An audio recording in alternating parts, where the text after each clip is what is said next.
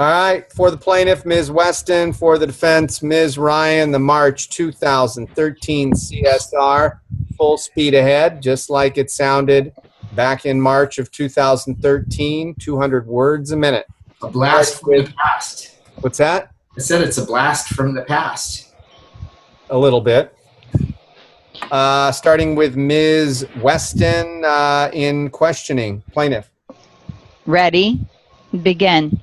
All right, on the 27th of November of 2012 at about 2:10, were you in the general area of 1600 South Evergreen Street in Santa Ana in the County of Orange? Yes, I was. Do you see someone in court here that you saw in that general area that day? Yes. Could you identify that person for us, please? Yes, the man seated at the far left end of the council table wearing the Orange County Jail jumpsuit. Your Honor, could the record show the witness has identified the defendant? It will so reflect. Thank you, Your Honor. And where was it that you first saw Mr. Edwards, the man you just identified? The first time I saw him, he was walking from the east alley of the 1600 block of South Evergreen onto the sidewalk on Evergreen. All right. Were you on duty that day? Yes, I was. Now, what did you do or why were you in the area?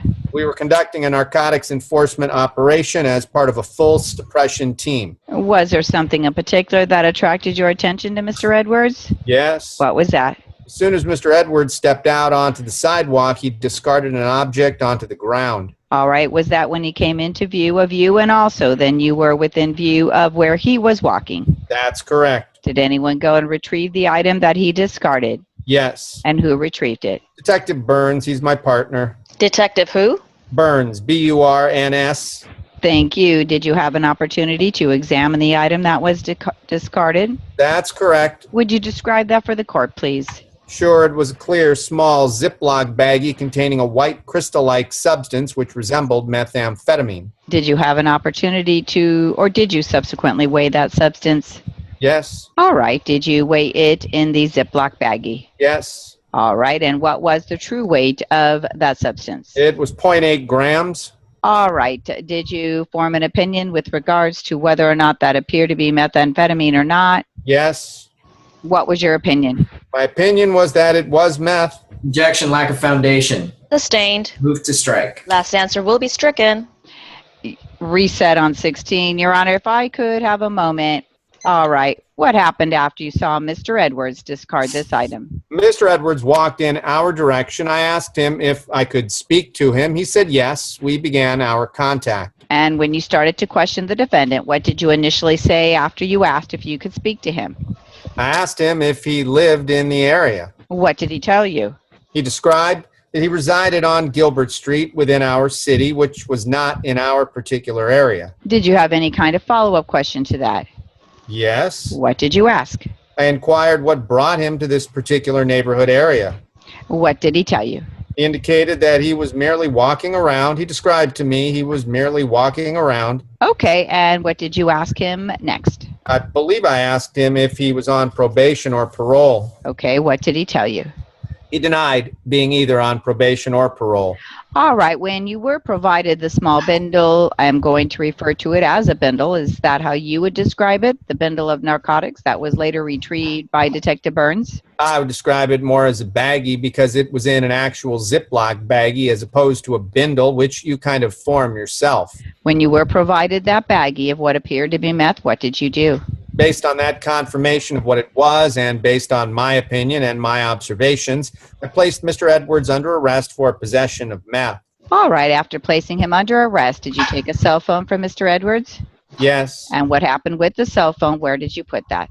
It was placed on the trunk of a vehicle that was parked adjacent to us. Okay, after you placed him under arrest, or excuse me, let me withdraw that. After you had taken the cell phone from him, did the cell phone ring at all? Objection leading. Overruled. Yes, it did. Did it ring a lot? Yes, it did. Objection vague as to a lot. Sustained. Do you recall how often it was ringing?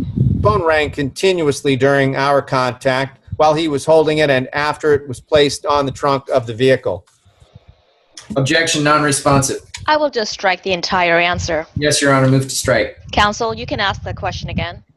Will you describe for us how often the phone rang after you contacted Mr. Edwards? I would estimate that the phone rang that there was at least an incoming call per minute during our contact. Okay, did you or any other officer at any point in time pick up that cell phone and answer one of the incoming calls? Correct, we both did. I answered the phone on one occasion as well as the assisting officer. Objection, it should be just yes or no for the answer. Everything after yes will be struck. The objection is sustained. So how many times did you answer Mr. Edwards' phone? I answered his phone at least twice. Now, who was the first person that you remember talking to? Based on the investigation, we determined that the first incoming call that I answered was from a Trevor Butler. All right, when you say Trevor Butler, was this a name that was provided to you after you answered the phone? It was a name that was determined after Mr. Butler was contacted and the telephone numbers were matched, and he admitted to making the phone call. Objection, hearsay and no foundation. Let me withdraw that question and ask it a different way. Thank you. Did you talk to a male when you answered the phone? Correct. When you answered the phone, there was a male calling. What did that individual say to you? He was asking if I was still coming to meet him. What was your response? I requested him to confirm his vehicle and where he was located. What did he tell you? He described he was in a white Hyundai and he was temporarily parked in the alley. Did you ask him anything else? I asked for a further description of where he was located. He described he was immediately next to a red SUV. I also asked him to confirm what he was waiting for. Okay, what did he tell you? At that time, he admitted to me he was waiting for black, which is street slang for heroin. Was there anything else in your conversation with this individual that was of importance to you? Nothing that I can think of at this time. All right. Did you also answer a phone call in which there was a female calling? Objection, leading. Overruled. Yes, I did. All right. And what happened when you answered that call? She also asked if I was still coming to meet her. What did you say? During that conversation, I also tried to confirm what, in fact, we were meeting for, as far as what we had previously agreed on. And what was her response? She described that she was waiting for me to deliver heroin to her. Did you identify yourself as being Mr. Edwards, or how did you identify yourself to this female? I identified myself as a friend of his. All right. So in your discussion with her, did you talk about anything other than heroin? Yes. What else did you talk about? We talked about meth as well. What was the discussion you had at that time? After I said I was a friend of the defendants, she disclosed to me that she had previously purchased meth from Mr. Edwards and that she was unaware that he also sold heroin, which she preferred. Did she tell you she wanted to now purchase heroin from the defendant? She agreed to also purchase heroin from the defendant, which he was ready to deliver to her, and she would have to pay him for that on Friday because she had already spent her money on the meth. How did that conversation with this female end? After she described where she was waiting and what she was waiting for, I had the impression that she would be open to talk to me. I then identified myself as a police officer, and she quickly hung up the phone. So that terminated that phone call. Yes. All right. Now, during the phone conversation with the man, you asked where the man was and what type of car he was driving. Is that right? Correct.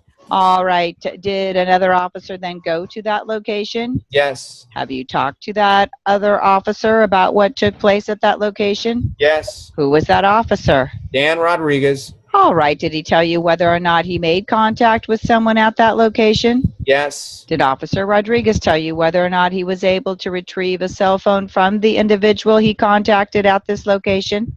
He told me that he was able to obtain the cell phone of the male he contacted and that the male consented to him reviewing his call log. Objection, hearsay. That's 2 layers of hearsay. Sustained. Move to strike that part of the answer. Stricken. Next question, please. Did Officer Rodriguez tell you whether he ever inspected that phone? Yes. Did he tell you whether or not he was able to observe the call log for that number? Yes. What was the conclusion in regards to the numbers that he observed on the phone? We were able to verify the calls between the various phones by checking the numbers and the call logs. Did Detective Rodriguez indicate he found anything else in the alley when he contacted the people there? Yes, a meth pipe was in the white car. Objection, speculation and foundation on if it was a pipe for smoking meth. You can lay some foundation. How long have you worked with Detective Rodriguez? I have worked with him as a partner for at least a year and as a member of the same team for almost 3 years. We have worked together under different circumstances for about 7 years. All right. Have the two of you both worked in narcotic cases? Yes, we have. Have you both undergone training in the recognition of all types of narcotics and things used to ingest narcotics? I object. It is vague. It is also speculation. Sustained. That's fine. Next question, please. Can you tell me whether or not you two together have ever arrested people for possession of drugs and also found some items like pipes used to smoke the drugs? Yes, we have. Have you both interviewed the people that you have arrested for those crimes? Yes. And have you interviewed them together, the two of you? Yes. And does your partner have the experience to recognize a meth pipe when he sees one at a crime scene? I object. Lacks foundation. Sustained. Back to the phone calls that you answered. Now, would you describe for us what Mr. Edwards did when you or other officers attempted to answer incoming calls on his cell phone? Yes, Mr. Edwards reacted by raising his voice and yelling out, both in English and Spanish, that they were talking to the cops. He was telling the incoming caller that they were speaking to a cop. I object. Speculation as to whether he was actually alerting these people. Overruled. Subsequent to the defendant's arrest, was he interviewed at the police station? Yes, he was. Was he first advised of his Miranda rights? Yes. Did you advise him of his rights? Yes, I did. How did you advise him of his Miranda rights? I read them verbatim straight from the form that we are required to use. All right, and did Mr. Edwards indicate to you that he understood each of his rights? Yes. And did you subsequently then question him with regards to what had taken place that day? Yes. All right, did you ask him about the baggie of what appeared to be meth that was placed into evidence? Yes. What did he tell you? Denied ever possessing the drug. Did you say anything about that to him? Yes. What did you say? I offered him the opportunity to submit to a DNA test so we could compare that to the sample taken from the actual evidence found at the scene. And what did the defendant do when you gave him that offer? He refused. Objection. That is not relevant to our proceedings here today. Pardon me. I'll withdraw the objection. Okay, did you ask him about the phone conversation you had with the woman who had called his number? Yes, I did. Officer, what did he tell you about that? He admitted he was previously with a female at the park and that he had ingested narcotics with her while they were together. Did you ask him whether or not he had sold any drugs to any woman that day? Yes. What did he tell you? He denied it. Nothing further at this time. Counsel, you may proceed. When my client told you that he had used meth with a woman earlier that day, did you ask him anything with regards to his usage? Yes. What did you ask him?